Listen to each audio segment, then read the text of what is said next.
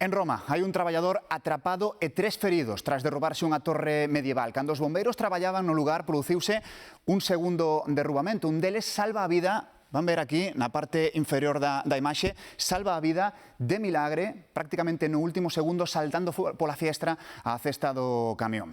Son horas vitais para atopar o operario sepultado entre os cascallos.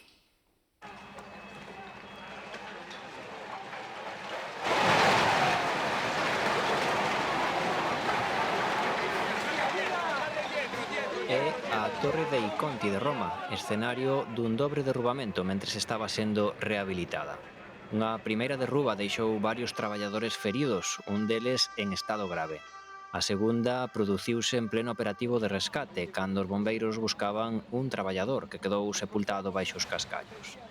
As autoridades aseguran que esta persoa dá sinais de vida, pero avanzan que o rescate será longo polo risco de colapso da construción. A Torre dei Conti, unha torre medieval levantada no século XIII por orde papal, está situada en pleno centro de Roma, preto do Coliseo e do Foro Romano.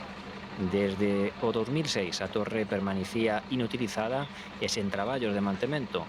As tarefas de rehabilitación estaban enfocadas na seguridade da torre e na súa conservación.